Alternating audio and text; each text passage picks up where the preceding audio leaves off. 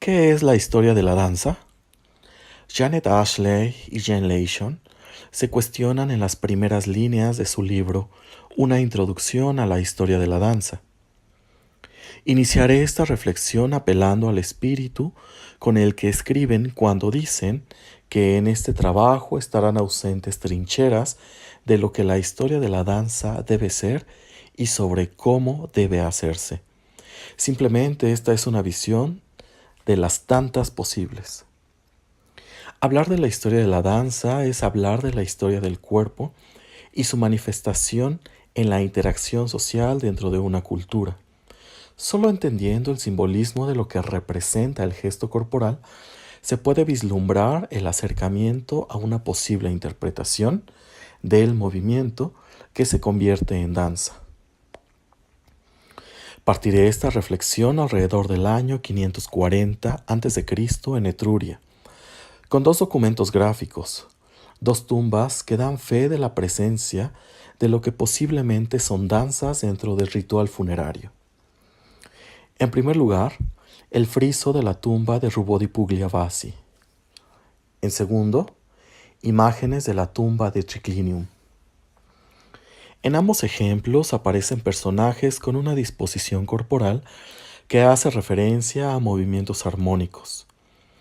En el primer caso solemnes y en el segundo con un aire festivo. Para la antigua cultura griega, donde el término música abarcaba a la poesía, la danza y la música misma, la visión platónica del culto al cuerpo postulaba que un hombre armónico era resultado de la dualidad de ser bueno y bello. Para Platón, la unidad consistía en lo ético y lo estéticamente hermoso. El control del cuerpo era sinónimo de gesto civilizado. La danza en este momento considera un arte plástico y mimético. Por ejemplo, hablar sobre los estudios del coro griego nos aporta un panorama sobre la danza teatral con bailes de la comedia y la tragedia. Los primeros eran armónicos, controlados, y los segundos eran movimientos indecentes y libres, que a su vez sería el ancestro primitivo del ballet, entendido como hecho escénico. Es aquí donde encontramos evidencias de danzas pantomímicas o de expresión con y sin máscara. Ahora bien, al llegar a la sociedad romana en sus inicios, sabemos de danzas altamente sofisticadas que lograron un potente nivel de refinamiento y donde la mímica se consolidó y a la vez se deshizo totalmente de las máscaras. En su lugar, las manos y el gesto corporal cobraron gran importancia. Lamentablemente, este esplendor de la danza no continuaría al mismo nivel que el esplendor del resto de la cultura. La danza fue relegada solo a un sector de profesionales que eran mal vistos fuera del espectáculo.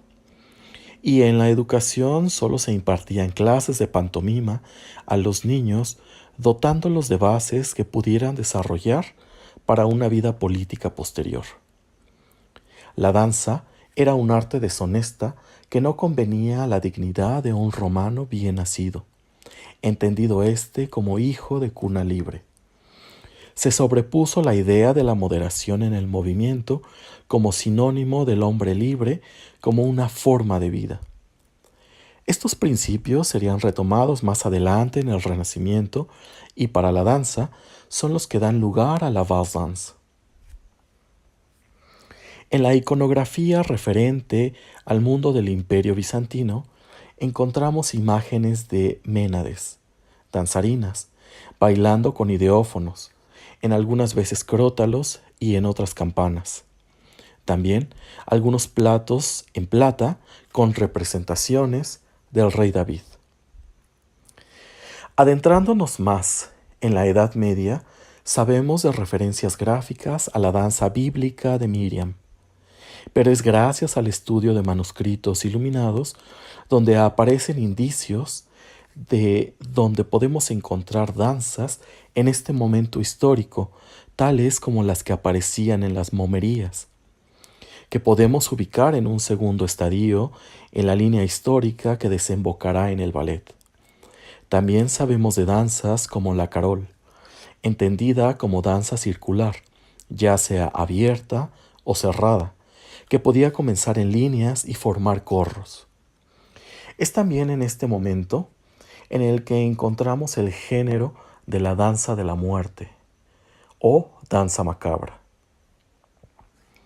Hablar de la danza para las culturas mesoamericanas aún es un tema con pocos recursos, pero rescataré un punto que me parece que puede darnos una luz. Por ejemplo, para los mexicas en la casa de los jóvenes, el tepochcali era donde se transmitía el conocimiento de la danza y el ámbito militar, como nos cuenta la doctora Danilovic, que la danza antecedía al combate. La señal de guerra se daba mediante una combinación de ciertos gritos, algunos sonidos y determinados movimientos dancísticos. Algunas otras referencias a las danzas las tenemos por crónicas, denuncias, códices y pinturas. Pero a ciencia cierta, la danza del México prehispánico es algo que no ha llegado a nuestros días con la justa dimensión de su original sentido. Para el Renacimiento europeo, la danza mesurada se distingue sobre la danza popular, dando inicio a la danza medida, danza de corte y la aparición del oficio con reconocimiento social del maestro de danza. Este abonó al desarrollo de manuscritos especializados que desde el 400, con el Perfecto Valerino, se daría paso a la documentación de las reglas para los ejecutantes que aprendían no solo el ritmo, sino también los pasos, adquiriendo conciencia de la gama de posibilidades de expresión estética. Resultaban ser verdaderos manuales de comportamiento. Continuando con el dibujo de la posible línea histórica del ballet, un tercer estadio serían las mascaradas italianas. Pero no es hasta el año de 1581 que aparece por primera vez el nombre de ballet, en el Ballet Cómico de la Reina. Aquí, la danza va retomando importancia en la educación, en la formación de los cortesanos. La división entre lo que es danza y lo que es baile abrió todo un panorama de catalogación precisa, diferenciando las danzas de cuenta para los palacios y los bailes de cascabel para la interpretación popular. La evolución de algunos bailes que se convirtieron en danzas y que trascendieron su época llegaron a ser bailados durante mucho tiempo. Aquí es importante mencionar a la contradanza y al minuet. Precisando un poco en la country dance, ya desde el año de 1651, John Playford las documentaría en Inglaterra. Continuarían en el barroco.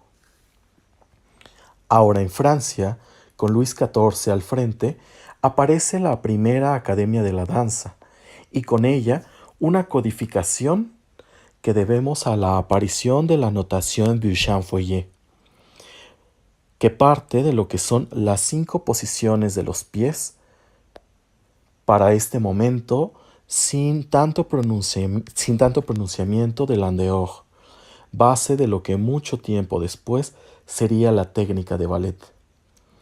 En la misma notación francesa se registraron minuets y contradanzas, y es gracias a esto que sabemos que se bailaron en las cortes europeas, y que al encontrarse en España viajaron hasta el Nuevo Mundo para ser bailados en los palacios virreinales. Ambos casos integraron el repertorio de danzas napoleónicas, y sería también parte de la historia de las danzas de las colonias de Nueva Inglaterra en Estados Unidos de Norteamérica. Para finales del siglo XIX, veríamos las primeras reflexiones teóricas formales que buscarían entender y de alguna manera recuperar las danzas del mundo antiguo, helénico sobre todo, y es de esta manera que encontramos como resultado a estos trabajos la aparición en la danza de Isadora Duncan en Estados Unidos, la pionera de la danza moderna que mantenía una postura nueva hacia el cuerpo con movimientos libres y lúdicos, inspirados en ideas helénicas. También la danza expresionista de Mary Whitman en Alemania vino a reforzar la idea de una nueva estética, resultado del momento por el que la sociedad se encontraba. Por otro lado, el ballet daría un giro gracias al genio de Václav Nijinsky y Les Valets Rouges. Aquí, no está de más recordar que Nijinsky fue alumno de Cecchetti y depositario de toda una larga tradición de maestros. Los nombres de Dennis Shawn, Charles Whitman, Doris Humphrey, José Limón, Martha Graham y Merce Cunningham en Estados Unidos dieron paso a la danza moderna y después a la danza contemporánea. Aquí también el nombre de George Balanchine en el ballet tuvo gran influencia. En Alemania, la presencia de Kurt Jooss y Oskar Schlemmer gestaría la vanguardia personificada en la presencia de Pina Bausch con el teatro danza alemán, y lo que para algunos verían en Sascha Waltz como la sucesora de Pina. Para la segunda mitad del siglo XX, la antropología de la danza surge en Estados Unidos como una disciplina científica, y en la misma línea en Europa se centran en los estudios folclóricos y las danzas tradicionales y populares. Tomando esta línea, sería interesante observar los trabajos de Arkan Kram, por ejemplo, que parte de la danza clásica del norte de la India, conocida como Kathak, y lo posiciona en el terreno también de la interculturalidad, además del trabajo de Israel Galván, que parte del flamenco y de la misma manera se traslada a un nuevo lenguaje, en ambos casos partiendo de la tradición y su capacidad de diálogo con nuevas corrientes. Regresando cual círculo virtuoso al texto citado inicialmente, podemos concluir que estudiar la historia de la danza nos ayudará a comprender el presente a la luz del pasado. Para Valéry, pensar la danza, y sobre todo bailar, pero en su caso pensar la danza, ofrece un remedio a esta vida orientada a las necesidades vitales, a esta vida orientada única y exclusivamente hacia lo útil y lo necesario, ¿no? Para mí, pensar en danza antigua es exactamente lo mismo, ¿no? Esta manera que tenemos de escapar de lo útil, de escapar de lo necesario y de redimensionarlo todo, ¿no? En un momento que yo considero nos hace mucha falta. Pero es que además les contaré un secreto, y es que yo que soy latinista, una filóloga del siglo XXI, ¿no? El estudio de la danza antigua se ha convertido en mi caso en un mecanismo inigualable para acceder y conocer la antigüedad griega y latina, ¿no? De la lengua a la literatura, del pensamiento filosófico a las políticas y micropolíticas, de las convenciones artísticas a la construcción de identidades, de los rituales a las representaciones dramáticas. El papel de la danza en las sociedades antiguas es tan central, tan evidente y tan transversal que resulta impensable entender cómo ha podido pasar inadvertido en estos últimos siglos de modernidad, ¿no? Y cómo todavía muchos especialistas lo pasan por alto sin más cuando lo tienen precisamente ahí, justamente delante, ¿no? en el ámbito de estudio. Piensen, por ejemplo, en la institución del coro griego, una institución conocida por la mayoría de las personas que están en esta sala y cuya actividad condensa, fusiona de una manera indisoluble las actividades justamente de poesía, música y danza. De una manera indisoluble, he dicho. ¿Cuántas veces pensamos en el coro griego y lo hacemos en movimiento? ¿Cuántas veces traspasamos la página? ¿Cuántos de ustedes se acuerdan de que el coro griego no solamente recitaba, sino que simplemente estaba haciendo una acción mucho más compleja que todo aquello. ¿Cuántas veces es una acción dinámica y no estática, ¿no?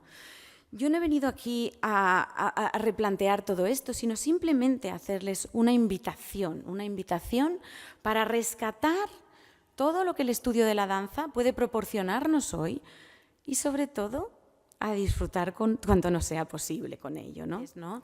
Pero ha habido quienes han sabido encontrar esta centralidad de la danza. Me refiero ni más ni menos que a las personas que se dedican precisamente a ello, ¿no? A la danza, cuya corporalidad, cuyo sentido del cuerpo y del movimiento, cuya sensibilidad por el arte coreográfico les ha llevado a prestar atención. Otro ejercicio que yo suelo hacer muy a menudo es el de poner de manifiesto este fenómeno. Aquí les he traído a ustedes imágenes de bailarines importantes del siglo XX, ¿no? Loie Fuller a principios del siglo, la famosísima Isadora Duncan, ¿no? tan necesaria para los estudios a los que yo me dedico. Ted Shawn y sus bailarines, todos hombres, por cierto, que formaron una compañía profundamente inspirada en todo esto en los años 30. Martha Graham, cuya relectura de las tragedias griegas constituyó un antes y un después para la historia de la danza moderna y que resulta una pieza clave en todo ello. O el propio Nijinsky, aquí les he traído una imagen de la siesta del fauno tan famosa, una de él frente a un vaso del Louvre, pero otra también de su cuerpo de baile, en donde, como les digo, sí se sintieron apelados por la llamada de la danza, ellos sí, ¿no? Entonces, mi misión esta tarde va a ser, de alguna manera, ¿no?, como la de apelar también a sus sentidos, a su fisicalidad, a la de ustedes, para sentirse llamados por la danza y para que entiendan por qué yo he decidido titular a mi charla Danza Antigua para el mundo de hoy, que me voy a sentir cómoda.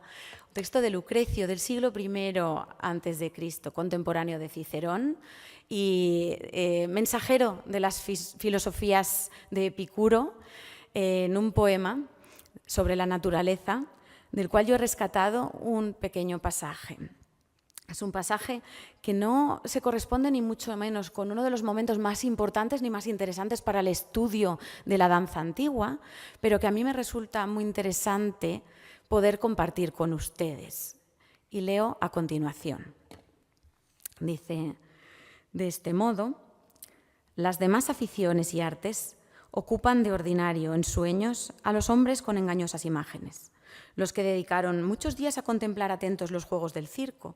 Cuando ya los sentidos han cesado de ocuparse del espectáculo, vemos, no obstante, que suelen conceder en su mente paso franco a la introducción de los mismos simulacros lo llama él.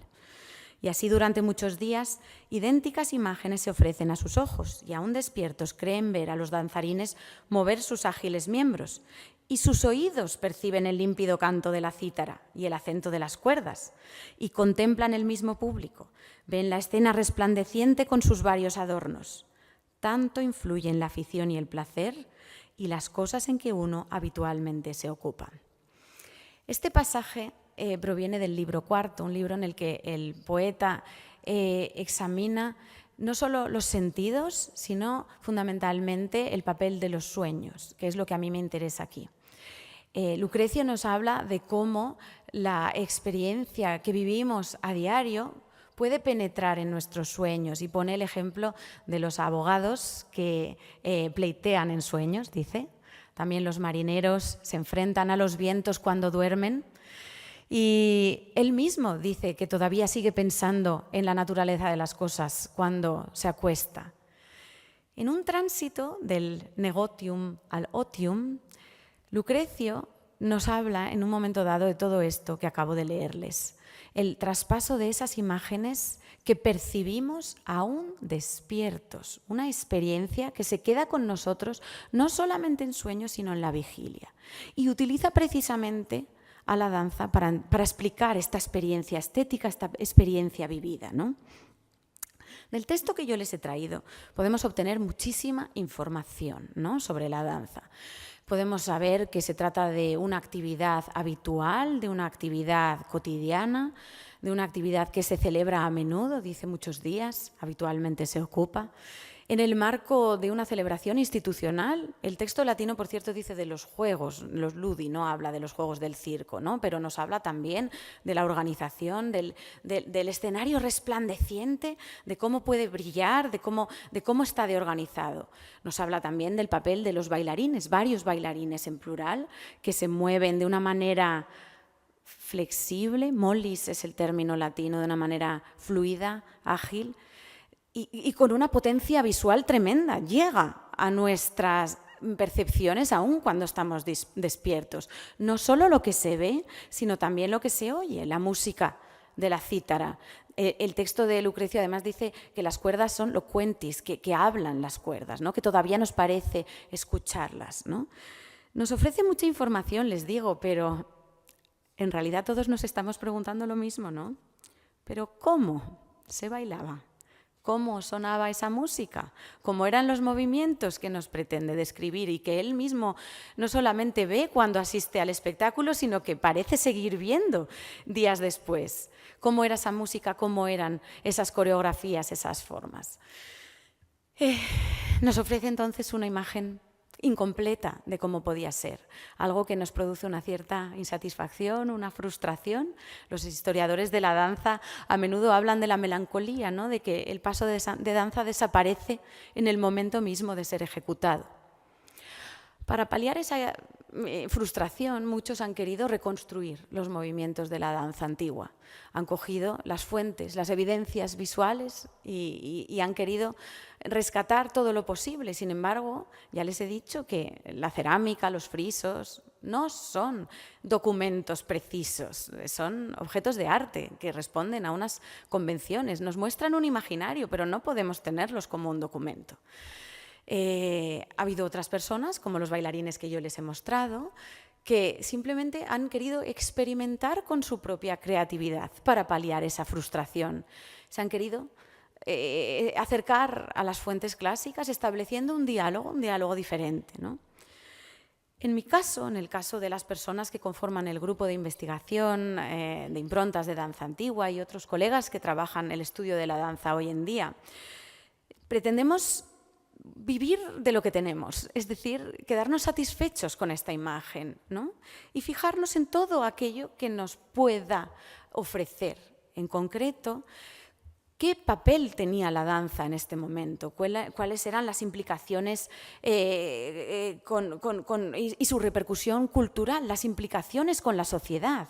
¿Cómo era la interacción de este arte con otras disciplinas y con otros lenguajes, ¿no? Cogiendo el texto de Lucrecio, por ejemplo, ha habido quienes han estudiado la danza para entender la posición de Lucrecio como filósofo, es decir, para entender una experiencia estética. Esto lo han hecho algunos de mis colegas hoy en día, ¿no? En lo que a mí me queda de presentación, intentaré defender esta postura, ¿no? La postura de estudiamos danza para entender la sociedad, para entender qué papel ocupa y cómo se relaciona con las otras disciplinas. Y lo haré precisamente sembrando esa semillita que les dije que pretendía sembrar, ¿no? Contagiándoles de esa curiosidad. Simplemente les voy a mostrar cuáles son las danzas más importantes de la antigüedad griega y romana y ¿qué preguntas podemos hacernos sobre ellas? Luego ya las respuestas, no sé, veremos si seremos capaces de hacerlo en el turno de preguntas, ¿no? Déjenme que continúe con este cuenco de libaciones que ha dado la imagen del inicio de mi presentación. Una imagen que nos presenta a 8 mujeres unidas de la mano en una danza coral, una danza grupal, precedida por una instrumentista que toca el aulós, un instrumento de viento de doble caña, y que parece tener lugar en un contexto ritual. Claro, se trata de un vaso de libaciones, entonces es normal que la relación entre continente y contenido esté justificada.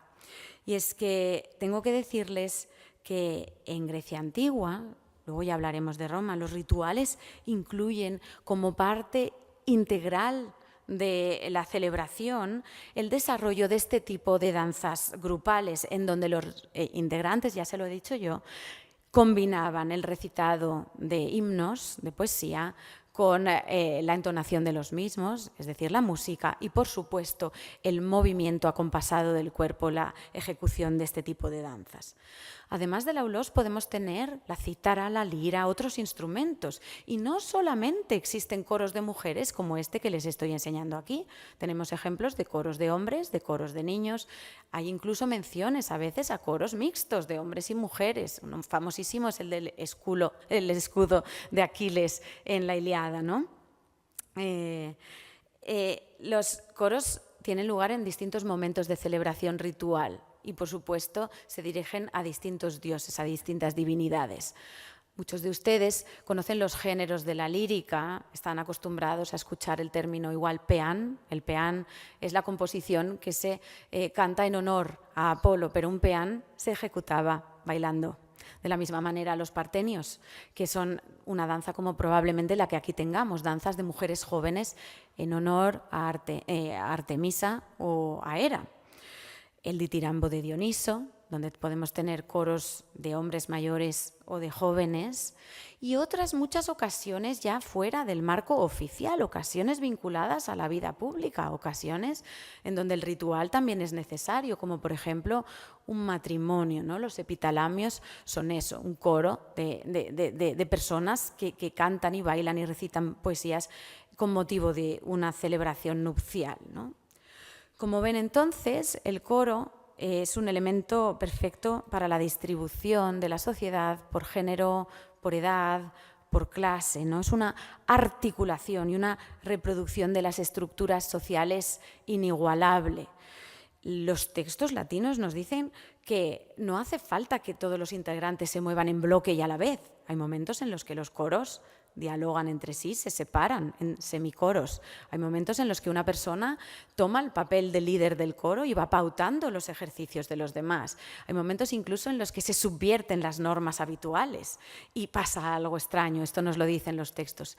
Esto resulta interesantísimo para poder entender cómo se comportan esos integrantes del coro dentro de la sociedad, ¿no? El coro también tiene una profunda vinculación al espacio en el que tiene lugar.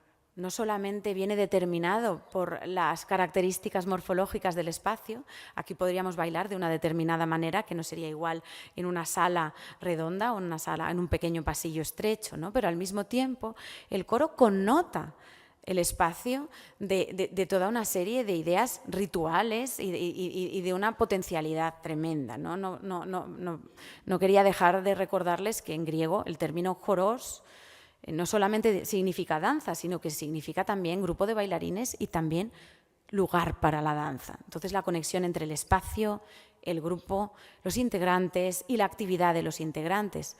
Actividad que viene siendo denominada joreia, ¿no? Es esa fusión de poesía, música y danza de la que yo les he hablado. Esa fusión que tiene mucho que ver con la llamada musique, que para nosotros no es ni más ni menos que la música, pero que para los antiguos griegos era el arte de las musas, es decir, todas las manifestaciones de las que yo he venido hablando durante todo este rato. Los coros en Grecia los encontramos en toda la geografía. En todas las ciudades-estado, en todas las poleis, tenemos santuarios y excusas para celebrar una danza coral, ¿no? En Atenas tenemos una multiplicidad de ejemplos, pero si hay un lugar que yo quería señalar, no sé, es que veo lejísimos, no sé si lo veo bien, allí está la isla de Delos en las Cícladas. Es un lugar considerado de especial relevancia para los estudios de danza antigua.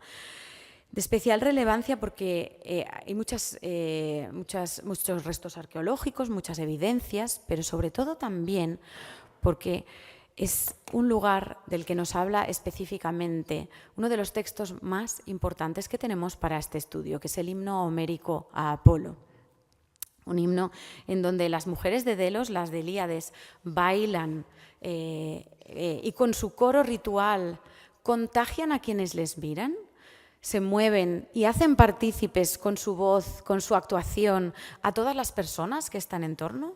Entonces ya no hay una distribución entre quien mira y quien baila, sino que todos ellos, quienes están allí, en ese espacio compartido, participan de la celebración ritual. Esto también es muy importante, ¿no? Pero también el himno homérico a Apolo es importante porque nos presenta a unos seres que quizá para nosotros en el siglo XXI son inesperados en un contexto de danza, pero que para los griegos eran habituales. El himno homérico a Apolo nos presenta a los dioses griegos bailando, a Apolo liderando la danza coral, pero junto a él las horas, las musas, las gracias, Afrodita, su hermana Artemisa, Hermes, el propio Ares, dios de la guerra, todos ellos participan de la danza coral. ¿Para quién bailan los dioses o por qué bailan los dioses? Esta es una de las preguntas que deberíamos hacernos, ¿no? También. ¿Y por qué es tan importante tener en cuenta la danza divina? Quizás si pensamos en esas divinidades intermedias que yo les he dicho, como las musas o como las horas, ¿no? O en este caso que yo les enseño a continuación, perdónenme, las ninfas que ven aquí en este relieve, en donde el dios Pan toca la siringa y todas ellas parecen embeberse y quedarse en ese movimiento en el que ellas parecen existir, en ese mundo de movimiento, en ese mundo de coralidad. Igual, pensando en estas divinidades intermedias, podemos entender la importancia que adquiere para los seres humanos la danza como expresión corporal de un sentimiento religioso, ¿no? de este sentimiento de conexión con la divinidad. Este momento en donde la experiencia del cuerpo es esencial para formar parte de una comunidad, de una polis, de una ciudad, ¿no? Déjenme que les enseñe, pensando ya en los humanos, estas otras imágenes. Una comunidad, les digo, que para poder bailar en el ritual tienen que aprender a bailar en algún momento dado. La formación en la danza es esencial en la antigua Grecia. No solo los jóvenes, y claro, aquí tengo que hablar de la élite. Me estoy refiriendo siempre a los ciudadanos, me estoy refiriendo a las personas que realmente participan de esa sociedad y en esa sociedad, que son miembros de esa sociedad. Pero les he querido traer también este ejemplo de la esquina superior derecha, en donde hay mujeres también aprendiendo a bailar, hombres y mujeres que forman parte activa de esas celebraciones. A mí me gusta mucho el relieve de la esquina inferior derecha, el relieve de Atarbos, una base de una estatua que tiene además una inscripción y que nos habla de una victoria en el seno de las danzas pírricas, un tipo de danza armada, en donde los jóvenes, desnudos pero armados, ejecutan un ejercicio que fusiona lo atlético con lo militar, con lo coreográfico y que resume de una manera esencial todo esto que yo les estoy intentando explicar, ¿no? Esta manera a través de la cual se potencia esa sensación de comunidad, ¿no? Esa creación del cuerpo ciudadano tan establecida por parte del poder, ¿no? Se anima y se invita a los individuos de una sociedad a moverse de una determinada manera y a sentirse parte de esa comunidad. Nos sorprende entonces que en un texto como Las leyes, Platón nos diga en un momento dado, podemos asumir entonces que un hombre iletrado, apaidutos, es aquel que no ha bailado nunca en un coro, ajoreutos, ¿no? Es interesantísimo este texto, puesto que no solo en esta ocasión, sino que Platón desarrolla toda una teoría acerca de la importancia de la jorella, de la actividad del coro, de la música, de la poesía, como una parte integral para ser un buen ciudadano de esa ciudad magnesia inventada, ¿no? Esa colonia que él se inventa en este diálogo, ¿no? Todo ello nos lleva... Yo les he traído por los rituales, les he traído por la ciudad, les he hablado incluso de los dioses. Todo ello nos lleva a pensar en el espacio que todas las personas aquí presentes podemos tener en mente cuando pensamos en una danza, ¿no? Ni más ni menos que un escenario, es decir, el teatro. Es fácil entender, una vez que hemos visto todo esto, la importancia que puede tener la danza en el teatro griego. Yo he querido traerles esta imagen en donde la orquesta, el lugar para el coro, el lugar redondo, el lugar denominado orquestra porque viene de órgesis, danza, se encuentra en el centro mismo del escenario. Tal vez para nosotros el coro en las tragedias o en las comedias es un elemento que casi nos distrae, nos estorba un poco, ¿no? Cuando estamos leyendo, claro. Pero era un elemento esencial en el drama griego, era un elemento que tenía sus entradas, sus danzas, sus intervenciones y sus salidas. Y cuando yo digo danza, quiero decir danza con esta reivindicación, por supuesto su participación con diálogo, ¿no? El coro es tan importante porque supone de alguna manera un resquicio de todo este coro ritual del que yo les he venido hablando, ¿no? Pero acaba transformándose en un elemento indispensable para la correcta realización del drama. Aquí les he traído este otro vaso en donde podemos ver 3 filas de hombres que se mueven todos igual y que se ha debatido mucho sobre si es un ditirambo, es decir, esos cantos rituales en honor a Dioniso, o si se trata de una escena de danza trágica, un coro en una tragedia. Bueno, por lo general decimos, ¿qué más da? ¿Qué más da? Porque lo que nos está poniendo de manifiesto es que hay un imaginario común entre unos y otros. Es ese imaginario común, esa importancia de lo ritual, esa relación, esa centralidad que podemos tener en el teatro y esa semejanza entre las danzas que son dramáticas, es decir, del contexto del teatro, y las danzas que no lo son, ¿no? Los textos de tragedia son una fuente inagotable para poder entender la importancia de la danza en el mundo griego. Se alude, por supuesto, a la propia representación de quienes bailan. Muchas veces nos están diciendo, y muevo este pie y lo pongo aquí, ¿no? Pero otras veces se alude directamente a danzas imaginarias. Hacen una especie de alusión, una sugestión imaginaria para que el público, como ustedes ahora, esté intentando imaginarse algo que de alguna manera se relaciona con lo que se ve en la orquesta y que avive toda esta sensación de dinamismo de la que yo he venido a hablarles, ¿no? Esto ocurre con la tragedia, pero ocurre también, por supuesto, con el drama satírico y con la comedia, donde a veces es incluso muchísimo más exagerado. Así que yo he venido a hablarles de danzas pautadas, danzas recomendadas, danzas promovidas por el poder, por las normas, por el Estado.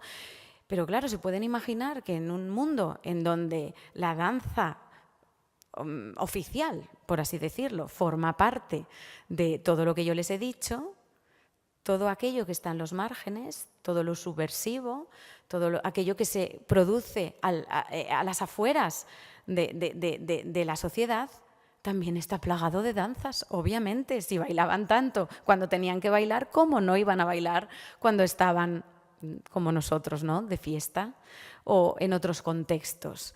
Yo no quiero detenerme mucho en todas estas cuestiones, porque nos darían para hablar de un ciclo entero de conferencias dedicados a la danza, como se pueden imaginar. He traído aquí una imagen de unos comastas, ¿no?, borrachos, personajes de la alta sociedad que se mueven antes, después, durante el banquete, que tienen un profundo sentido ritual, pero que se mueven de una manera desordenada, de una manera licenciosa, de una manera subversiva, una manera muy acorde con lo que vemos, por ejemplo, aquí en el centro de esta imagen incluso. La imagen del centro se corresponde con una bacante, una seguidora del dios Dioniso. O sea, algo promovido por la religión y promovido por el Estado, pero que está en los márgenes también, ¿no? Junto a esta bacante, que danza sus danzas dionisíacas de una manera absolutamente enloquecida, yo he querido traer también otros cuerpos subalternos, cuerpos de esclavos, cuerpos de mujeres, cuerpos de extranjeros, cuerpos que sin duda se mueven en el mundo antiguo y cuyas danzas nos dicen muchísimo de cómo se relacionaban estas personas con las personas de la élite, con los ciudadanos griegos, ¿no? Yo solamente les estoy trayendo imágenes, como les he dicho, porque me resulta mucho más rápido para cumplir con mi mensaje. Y de nuevo ya les advertí, estoy haciendo un intrusismo que no me merezco, pero los textos son valiosísimos, interesantísimos y realmente una mina de conocimiento cuando nos ponemos a tirar del hilo, ¿no? Ya les he avisado y les he dicho que podríamos dedicar un ciclo entero de conferencias al estudio de la danza, ¿no? La danza en el teatro, la danza en los banquetes, la danza en los esclavos, ¿no? Todo esto tiene que ver, claro, con la danza en Grecia. Pero yo soy latinista y no me puedo ir de aquí sin hablarles un poco de la danza en Roma, que es a lo que he dedicado la mayor parte de mis investigaciones, ¿de acuerdo? Si quieren, continuamos en el turno de preguntas, pero déjenme que les diga que en Roma la situación, bueno, es parecida, no es tan exagerada, pero es parecida. Rituales, por supuesto, incontables. Igual no tenemos una figura tan estructurada, tan inserta en el Estado como el coro, pero hay una gran cantidad de rituales públicos y privados en la antigua Roma en donde la relación de los cuerpos con la religión se establece a través de la danza, de la coreografía, del movimiento. Y si ya nos ponemos a derivar lo que es una coreografía hacia el ámbito de los triunfos o de las pompas, ¿no?, del circo, etcétera, etcétera, podríamos continuar hablando mucho tiempo. En el ámbito del banquete, imagínense, ¿no? Si hay unos que son conocidos de todos ellos por sus banquetes, estos son los romanos más que los griegos casi, ¿no? Entonces imagínense la riqueza de los textos latinos cuando se trata de hablar de un banquete. Me da igual una sátira de Juvenal que un texto de Plinio el Joven o que un texto de Marcial, ¿no? Pero yo quería hablarles de un tipo de danza importante, de un tipo de danza significativa y que ha tenido una repercusión clara en el desarrollo de las danzas teatrales en Occidente. Danzas teatrales, es decir, ¿el coro del teatro griego sigue teniendo vigencia en el teatro romano? Pues yo les he traído aquí para empezar una fotografía del Teatro Romano de Mérida, perdónenme, en donde ya vemos algo diferente, ¿no? Ya vemos que la orquesta se ha reducido. Ese espacio circular que veíamos en el teatro griego ha sido invadido por los asientos de las autoridades y no se sabe si es como causa o consecuencia de lo que ha podido pasar. Las tragedias, los fragmentos de tragedia que hemos conservado, latinas, hablo de las más antiguas, no de las de Séneca, hacen mención a las evoluciones del coro y podemos llegar a imaginar que el coro tenía igual, aunque solo fuera una presencia imaginaria, ¿no?, en el texto. Pero bueno, yo les puedo hablar de Plauto, que es mucho más famoso, de las comedias de Plauto, y les puedo decir que hay muchísimas escenas en la comedia en donde la danza tiene una especial relevancia. Escenas de fiesta, escenas en donde hay personajes con una corporalidad muy trabajada y que pone de manifiesto además los procesos por los que igual los propios bailarines se pudieron haber formado en el arte de la danza, ¿no?, en esta materia y en esta disciplina. Los textos de Plauto son, de nuevo, una buena guía para conocer todo ello. Pero no son estas danzas las que yo he venido a presentarles a ustedes. Yo he venido a presentarles un tipo de danza que se relaciona con esta imagen que quiero que observen y que compartan conmigo. Es curiosa, ¿verdad? Está en el Art Institute of Chicago y es un pequeño sátiro, se sabe porque tiene una colita en el coxis, metiendo la mano por dentro de una máscara de sileno.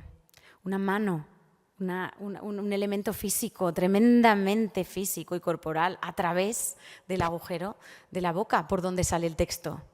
Esta imagen a mí me gusta, no sé, nunca no he podido leer si alguien la ha vinculado o no con el género de danza del cual yo he venido a hablarles. Se trata de la pantomima de época imperial, un tipo de danza famosísima desde el siglo I a.C. más o menos, hasta incluso el V y el VI de nuestra era. Fíjense, aquí les he traído un mosaico de Noeda, la villa en Cuenca que abrió sus puertas recientemente, la cual yo no he tenido ocasión de visitar todavía, pero que tiene unos mosaicos impresionantes que nos informan realmente de este tipo de danzas que tenían lugar no solo en los escenarios públicos, sino también en los banquetes privados, ¿no? Un tipo de danza muda.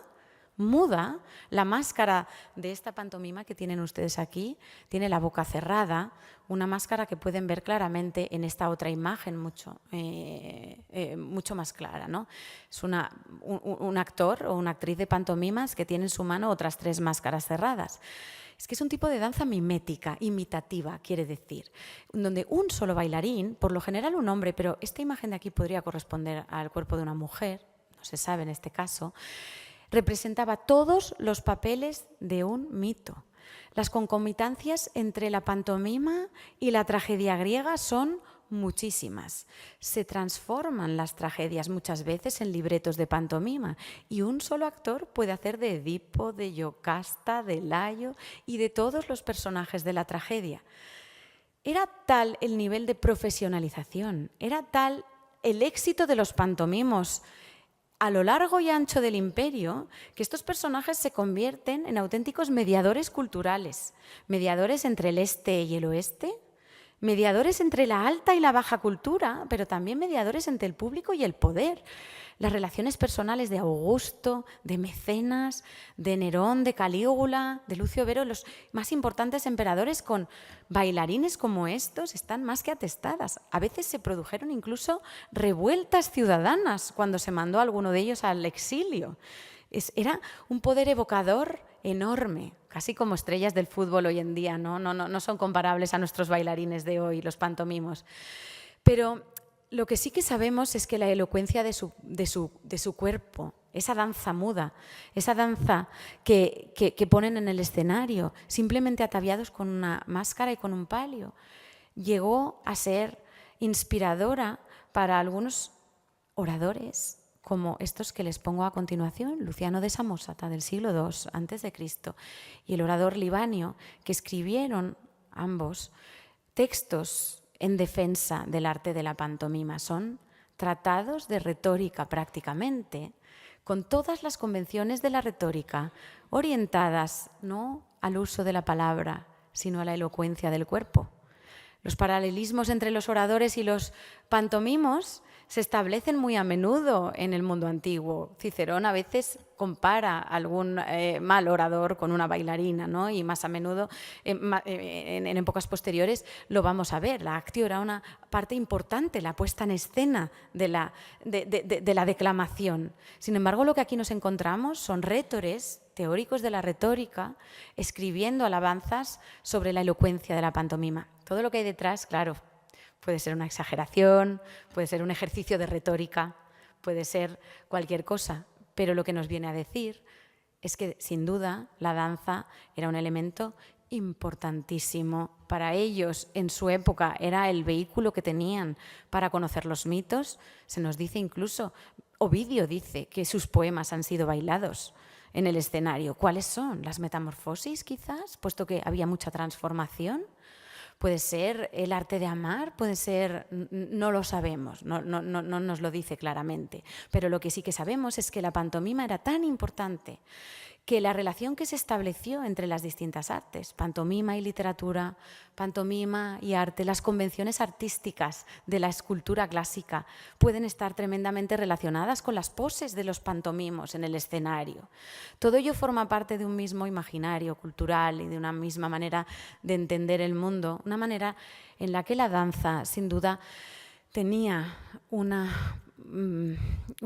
peso, como les he venido diciendo, esencial. Yo voy a parar prácticamente ya, pero antes de darles las gracias, quería concluir mi intervención, ¿no? Este ejercicio prácticamente de oratoria, de retórica que yo he querido hacer hoy ahí, de persuasión, ¿no? De persuadirles para sembrar la semilla del interés por la danza, con una pequeña anécdota, una anécdota que se cuenta 2 veces en una coreografía de la alemana Pina Bausch del año 1979, llamada Arias, y que dice así: un hombre fue a ver al director de un circo y le preguntó si necesitaba un imitador de pájaros. No, le contestó este sin estimar el potencial de su arte espectacular. Así que el hombre dio media vuelta y se marchó volando por la ventana.